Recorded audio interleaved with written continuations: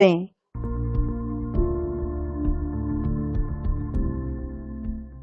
नमस्कार। हमारा देश और पूरा विश्व आज कोविड-19 की चुनौती का सामना कर रहा है। कोविड-19 अभी खत्म नहीं हुआ है। ऐसे में हमारा फर्ज है कि हम सतर्क रहें। इसलिए जब तक दवाई नहीं तब तक कोई ढिलाई नहीं। कोरोना से बचाव के लिए जरूरी है नियमित रूप से हाथ धोना, मास्क पहनना और आपस में उचित दूरी बनाए रखना। याद रखिए, 2 गज दूरी मास्क है जरूरी। खांसी, बुखार या सांस लेने में कठिनाई होने पर हेल्पलाइन नंबर 1075 पर संपर्क करें। नमस्कार दोस्तों, मैं अजय चौरसिया, माध्यमिक शिक्षक, शासकीय उत्कृष्ट विद्यालय सिलवानी, जिला रायसेन, आप सभी का सामाजिक विज्ञान की इस कक्षा में एक बार पुनः स्वागत करता हूं। आज हम कक्षा 9वीं की NCERT की सामाजिक विज्ञान की लोकतांत्रिक राजनीति के अध्याय 2 संविधान निर्माण का अध्ययन करेंगे। इस अध्याय के पिछले वीडियो में हमने देखा था कि दक्षिण अफ्रीका में किस प्रकार से श्वेत लोगों की गुलामी से मुक्त होकर अश्वेत लोगों ने श्वेत लोगों के साथ मिलकर नए संविधान का निर्माण किया था। इसके साथ ही हमने ये जानने का प्रयास किया था कि संविधान की आवश्यकता क्यों होती है। इस वीडियो में हम इसी अध्याय के अंतर्गत यह समझने का प्रयास करेंगे कि भारतीय संविधान का निर्माण किस प्रकार हुआ है तथा भारतीय संविधान के बुनियादी मूल्य कौन कौन से हैं। तो आइए हम इस वीडियो को आरंभ करते हैं। आइए अब हम भारतीय संविधान के निर्माण की बात करते हैं। भारतीय संविधान का निर्माण किस तरह से हुआ है वो अब हम समझने का प्रयास करेंगे।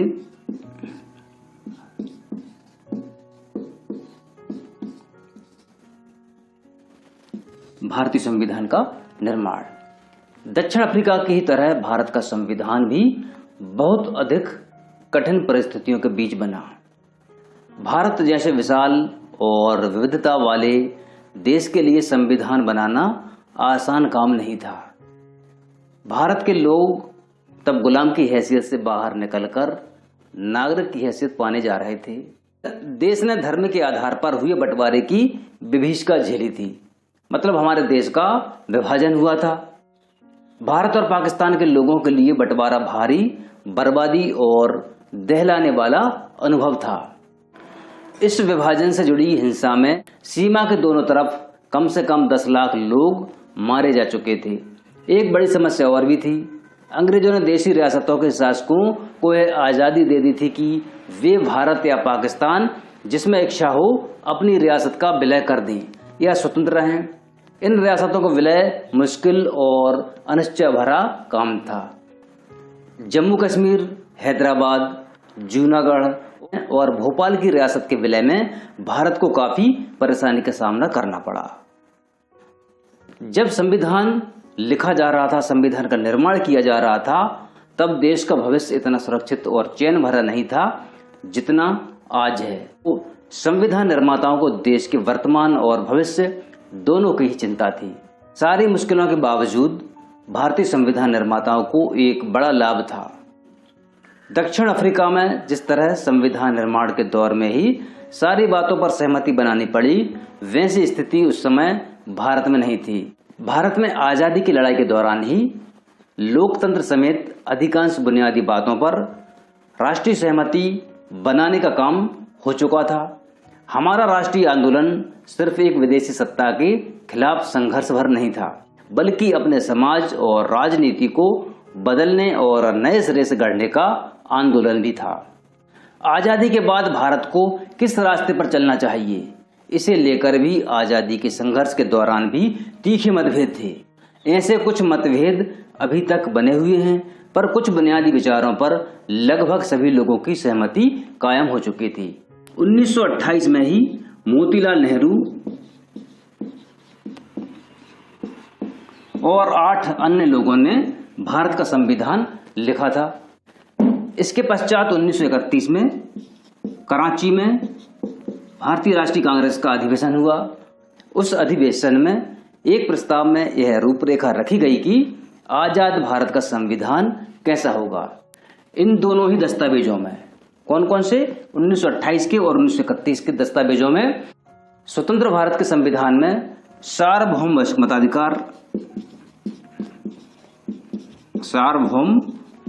मताधिकार,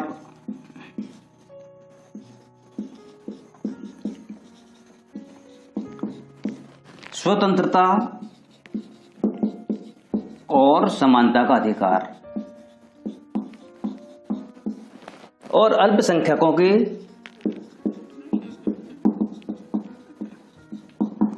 अधिकारों की रक्षा की बात कही गई थी। इस प्रकार संविधान की रचना करने के लिए बैठने से पहले ही कुछ बुनियादी मूल्यों पर सभी नेताओं की सहमति बन चुकी थी। औपनिवेशिक शासन की राजनीतिक संस्थाओं और व्यवस्थाओं को जानने समझने से भी नई राजनीतिक संस्थाओं का स्वरूप तय करने में मदद मिली। अंग्रेजी हुकूमत ने बहुत कम लोगों को वोट का अधिकार दिया था। इसके आधार पर अंग्रेजों ने जिस विधायिका का गठन किया वह बहुत कमजोर थी। 1937 के बाद पूरे ब्रिटिश शासन वाले भारत में प्रादेशिक असेंबलियों के लिए चुनाव कराए गए थे।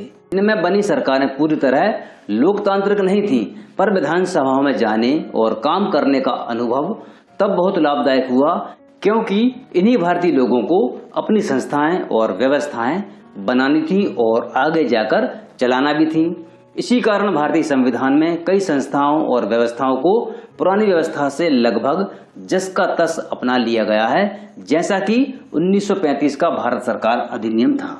1935 का भारत शासन अधिनियम आजादी के बाद भारत के स्वरूप को लेकर वर्षों पहले चले चिंतन और बहसों ने भी काफी लाभ पहुंचाया। हमारे नेताओं में इतना आत्मविश्वास आ गया कि उन्हें बाहर के विचार और अनुभव को अपनी जरूरत के अनुसार अपनाने में कोई हिचक नहीं हुई। हमारे अनेक नेता फ्रांसीसी क्रांति के आदर्शों, ब्रिटेन के संसदीय लोकतंत्र के कामकाज और अमेरिका के अधिकारों की सूची से काफी प्रभावित थे। रूस में हुई समाजवादी क्रांति ने भी अनेक भारतीयों को प्रभावित किया और वे सामाजिक और आर्थिक समता पर आधारित व्यवस्था बनाने की कल्पना करने लगे थे। लेकिन वे दूसरों की सिर्फ नकल नहीं कर रहे थे। हर कदम पर वे यह सवाल जरूर पूछते थे कि क्या ये चीजें भारत के लिए उपयुक्त होंगी। इन सभी चीजों ने हमारे संविधान के निर्माण में मदद की। आइए अब हम बात करते हैं संविधान सभा की।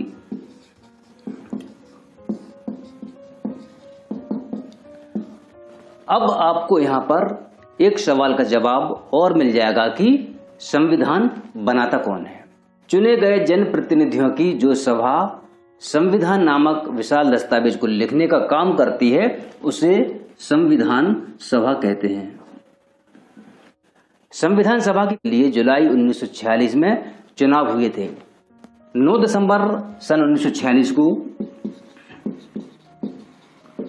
संविधान सभा की पहली बैठक आयोजित की गई। इस बैठक में डॉक्टर सच्चिदानंद सिन्हा,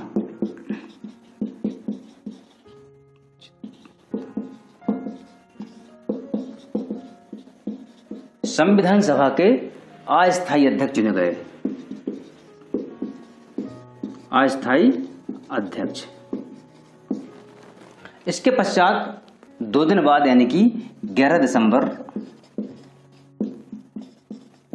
1946 को संविधान सभा की दूसरी बैठक हुई। उसमें डॉक्टर राजेंद्र प्रसाद संविधान सभा के स्थायी अध्यक्ष निर्वाचित हुए।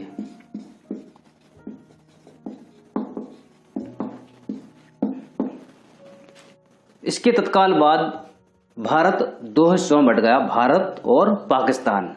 तो संविधान सभा भी 2 हिस्सों में बंट गई, एक भारत की संविधान सभा और दूसरी पाकिस्तान की संविधान सभा। भारतीय संविधान लिखने वाली सभा में 299 सदस्य थे। इस संविधान सभा ने 26 नवंबर 1949 को अपना काम पूरा कर लिया और 26 जनवरी 1950 को संविधान पूरे देश में लागू हो गया। इसी दिन की याद में हर साल हम 26 जनवरी को गणतंत्र दिवस के रूप में मनाते हैं। इस सभा द्वारा 50 साल से भी पहले बनाए गए संविधान को अभी तक हम क्यों मानते हैं? हमने पहले ही एक कारण का जिक्र किया था। संविधान सिर्फ संविधान के सदस्यों के विचारों को ही अभिव्यक्त नहीं करते, यह अपने समय की व्यापक सहमतियों को व्यक्त करता है।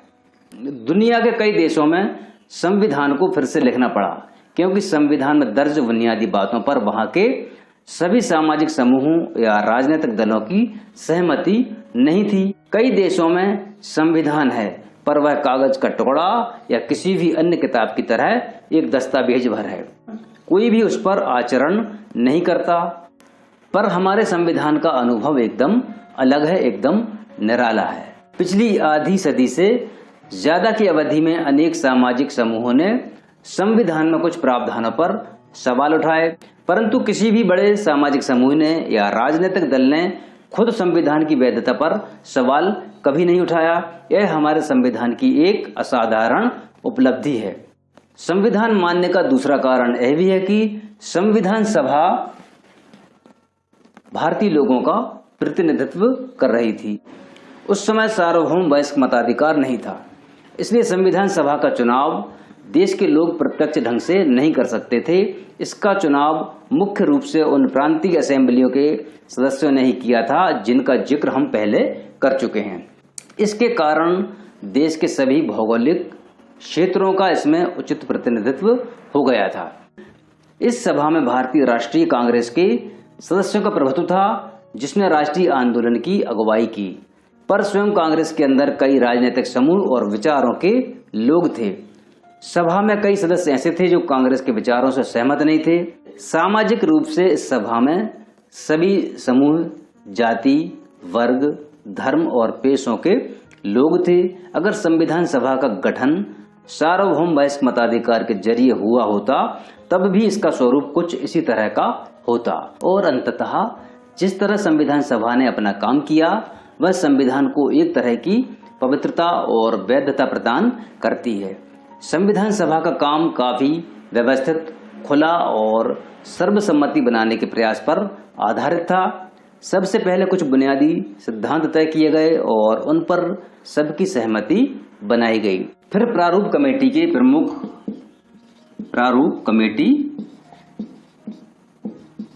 के प्रमुख डॉक्टर B.R. अम्बेडकर ने चर्चा के लिए एक प्रारूप संविधान बनाया। संविधान की प्रारूप की प्रत्येक धारा पर कई दौर में चर्चा हुई। 2000 से ज्यादा संशोधनों पर विचार हुआ। लगभग 3 वर्ष यानी कि 2 वर्ष 11 माह 18 दिन में 114 दिनों की गंभीर चर्चा हुई। सभा में पेश हर प्रस्ताव, हर शब्द और वहां हर कही गई बात को रिकॉर्ड किया गया और संभाला गया। इन्हें कॉन्स्टिट्यूएंट असेंबली डिबेट्स नाम से 12 छोटे मोटे खंडों में प्रकाशित किया गया। इन्हीं बहसों से हर प्रावधान के पीछे की सोच और तर्क को समझा जा सकता है। संविधान की व्याख्या के लिए भी इस बहस के दस्तावेजों का उपयोग होता है। आइए अब हम भारत की संविधान सभा के प्रमुख सदस्यों की चर्चा करते हैं। यह है सरदार वल्लभ भाई झावर भाई पटेल। इनका जन्म गुजरात में हुआ। अंतरिम सरकार में गृह, सूचना और प्रसारण मंत्री बने। वकील और बारदोली किसान सत्याग्रह नेता। भारतीय रियासतों के विलय में निर्णायक भूमिका, बाद में उप प्रधानमंत्री भी बने। सरोजिनी नायडू, जन्म आंध्र प्रदेश, कवयित्री, लेखिका और राजनीतिक कार्यकर्ता। कांग्रेस की अग्रणी महिला नेता, बाद में उत्तर प्रदेश की राज्यपाल बनी। अबुल कलाम आजाद, जन्म सऊदी अरब, शिक्षाविद, लेखक और धर्मशास्त्रों के ज्ञाता। अरबी के विद्वान, कांग्रेसी नेता, राष्ट्रीय आंदोलन में अग्रणी भूमिका, मुस्लिम अलगाववादी राजनीति के विरोधी, बाद में पहले केंद्रीय मंत्रिमंडल में शिक्षा मंत्री बने।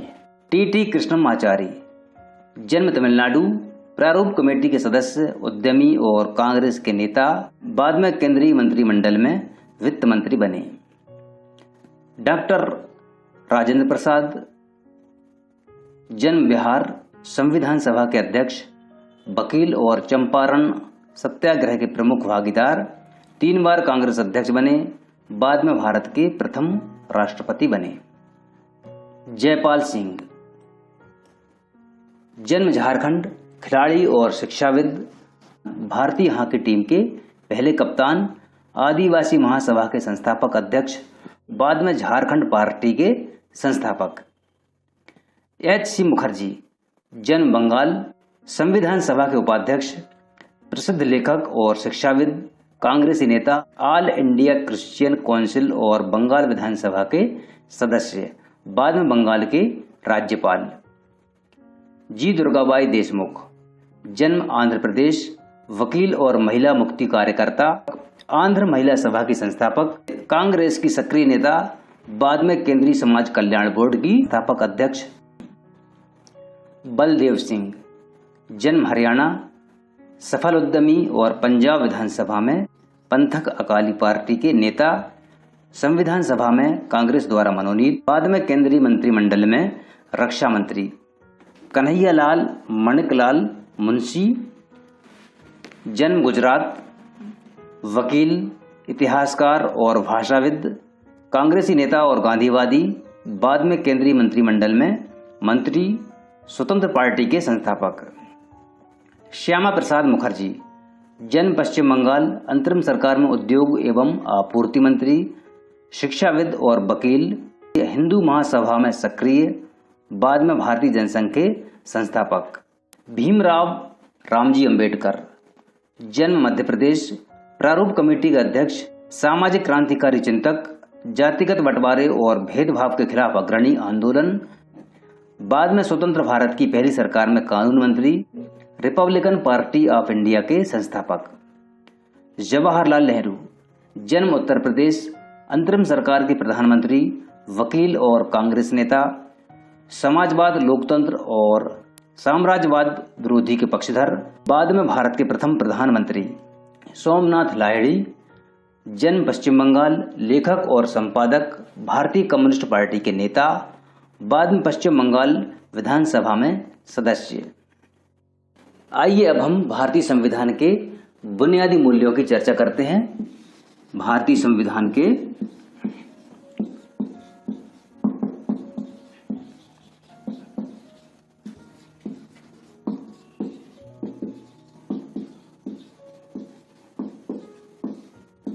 बुनियादी मूल्य। अब हम यह जानने की कोशिश करेंगे कि हमारे संविधान के पीछे का दर्शन क्या है, इसके बुनियादी मूल्य कौन से हैं।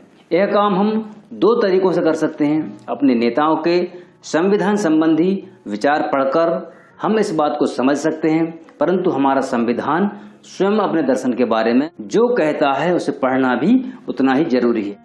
संविधान की प्रस्तावना यही काम करती है। आप में से कुछ को भारतीय संविधान निर्माताओं की सूची में एक बड़ा नाम ना होने पर हैरानी हुई होगी, यानी महात्मा गांधी का नाम। वे संविधान सभा के सदस्य नहीं थे, पर संविधान सभा के अनेक सदस्य उनके विचारों के अनुयायी थे।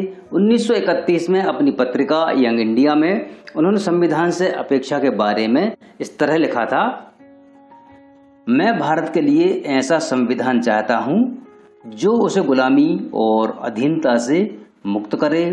मैं ऐसे भारत के लिए प्रयास करूंगा जिसे सबसे गरीब व्यक्ति भी अपना माने और उसे लगे कि देश को बनाने में उसकी भी भागीदारी है। ऐसा भारत जिसमें लोगों का उच्च वर्ग और निम्न वर्ग ना रहे, ऐसा भारत जिसमें सभी समुदाय के लोग पूरे मेलजोल से रहें। ऐसे भारत में छुआछूत या शराब और नशीली चीजों के लिए कोई जगह ना हो। औरतों को भी मर्दों जैसे अधिकार हों, मैं इससे कम पर संतुष्ट नहीं होऊंगा।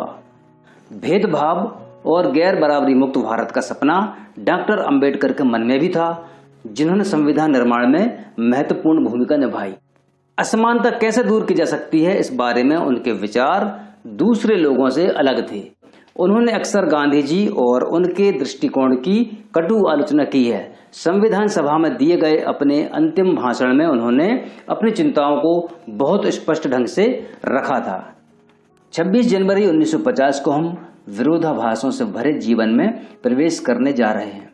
राजनीति के मामले में हमारे यहाँ समानता होगी, पर आर्थिक और सामाजिक जीवन असमानताओं से भरा होगा।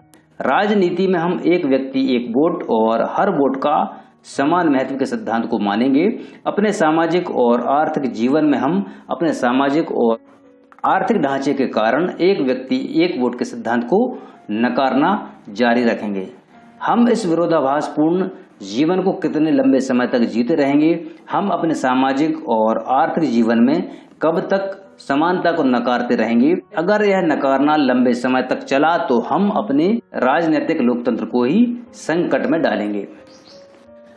इसके साथ ही 15 अगस्त 1947 की मध्य रात्रि के समय संविधान सभा में जवाहरलाल नेहरू के दिए गए भाषण से भी हमारे संविधान के मूल्यों का हमें पता चलता है।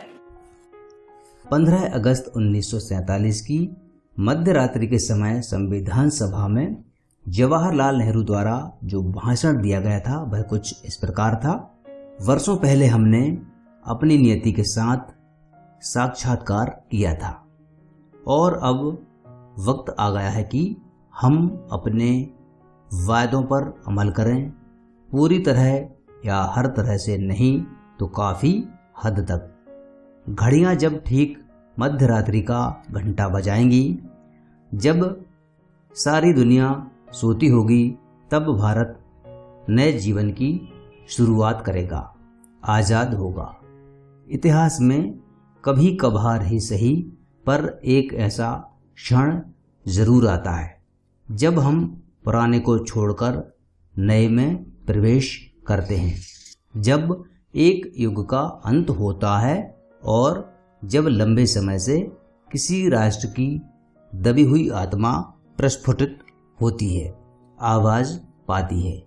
ऐसे पवित्र क्षण में हम अपने आप को भारत और उनके लोगों तथा उससे भी अधिक मानवता की सेवा में समर्पित करें। यही हमारे लिए उचित है। आज़ादी और सत्ता जिम्मेदारियां लाती है। भारत के संप्रभु लोगों का प्रतिनिधित्व करने वाली इस संप्रभुता संपन्न सभा के ऊपर अब जिम्मेदारी है। आज़ादी के जन्म से पूर्व हमने पूरी प्रसव पीड़ा झेली है और इस क्रम में हुए दुखों से हमारा दिल भारी है। इसमें कुछ दर्द अभी भी बने हुए हैं, फिर भी इतिहास अब बीत चुका है और अब भविष्य हमें सुनहरे संकेत दे रहा है। यह भविष्य बहुत आराम करने या सुस्ताने का नहीं, बल्कि उन वायदों को पूरा करने के लिए निरंतर प्रयास करने का है जिन्हें हमने अक्सर किया है, और एक शपथ हम आज भी लेंगे। भारत की सेवा करने का अर्थ है दुख और परेशानियों में पड़े लाखों करोड़ों लोगों की सेवा करना। इसका अर्थ है दरिद्रता का, अज्ञान और बीमारियों का, अवसर की असमानता का अंत। हमारे युग के महानतम आदमी की कामना हर आंख से आंसू पोंछने की है। संभव है यह काम हमारे भर से पूरा ना हो, पर जब तक लोगों की आंखों में आंसू हैं, कष्ट हैं, तब तक हमारा काम खत्म नहीं होगा। जिन मूल्यों ने स्वतंत्रता संग्राम में प्रेरणा दी और उसे दिशा निर्देश दिए तथा जो इस क्रम में जांच परख लिए गए, वे ही भारतीय लोकतंत्र का आधार बने। भारतीय संविधान की प्रस्तावना में इन्हें शामिल किया गया। भारतीय संविधान की सारी धाराएं इन्हीं के अनुरूप बनी हैं। संविधान की शुरुआत बुनियादी मूल्यों की एक छोटी सी उद्देशिका के साथ होती है। इसे संविधान की प्रस्तावना या उद्देशिका कहते हैं। अमेरिकी संविधान की प्रस्तावना से प्रेरणा लेकर समकालीन दुनिया के अधिकांश देश अपने संविधान की शुरुआत एक संविधान के साथ करते हैं। आइए हम अपने संविधान की प्रस्तावना को बहुत सावधानी से पढ़ें और इसमें आए प्रत्येक महत्वपूर्ण शब्द से मतलब समझें। संविधान की प्रस्तावना लोकतंत्र पर एक खूबसूरत कविता सी लगती है, जिसमें वह दर्शन शामिल है जिस पर पूरे संविधान का निर्माण हुआ है। यह दर्शन सरकार के किसी भी कानून और फैसले के मूल्यांकन और परीक्षण का मानक तय करता है। इसके सहारे परखा जा सकता है कि कौन कानून, कौन फैसला अच्छा या बुरा है। इसमें भारतीय संविधान की आत्मा बसती है, आत्मा निवास करती है। संविधान सिर्फ मूल्यों और दर्शन का बयान नहीं है। जैसा कि हमने पहले जिक्र किया है, संविधान इन मूल्यों को संस्थागत रूप देने की कोशिश है। जिसे हम भारत का संविधान कहते हैं, उसका अधिकांश हिस्सा इन्हीं व्यवस्थाओं को तय करने वाला है। यह एक बहुत ही लंबा और विस्तृत दस्तावेज है, इसलिए समय समय पर इसे नया रूप देने के लिए इसमें बदलाव की जरूरत पड़ती है। भारतीय संविधान के निर्माताओं को लगा कि इसे लोगों की भावनाओं के अनुरूप चलना चाहिए और समाज में हो रहे बदलावों से दूर नहीं रहना चाहिए। उन्होंने इसे पवित्र, स्थायी और ना बदले जा सकने वाले कानून के रूप में नहीं देखा था। इसलिए उन्होंने बदलावों को समय समय पर शामिल करने का प्रावधान भी रखा। इन बदलावों को संविधान संशोधन कहते हैं।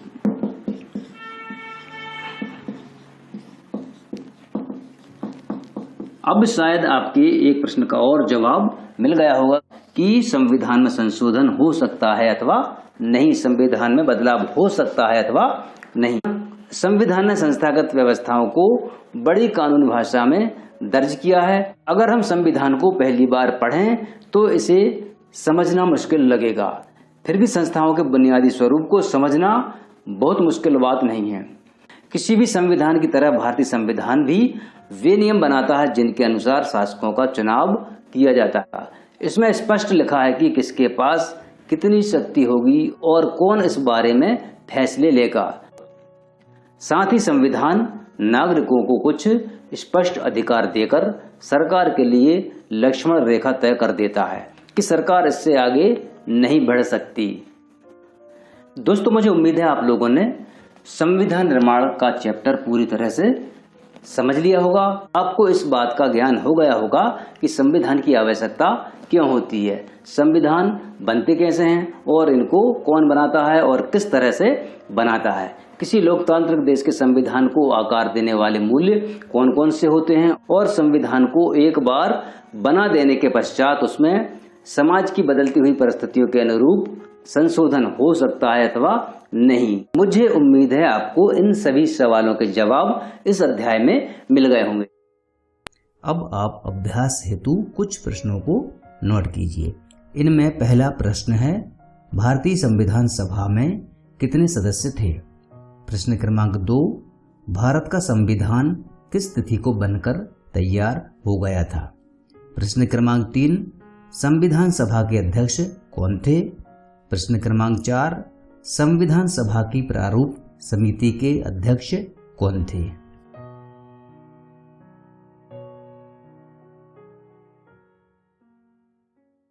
किशोर अवस्था संबंधित समस्याओं के परामर्श हेतु समर्पित उमंग किशोर हेल्पलाइन के टोल फ्री नंबर 144225 पर संपर्क करें।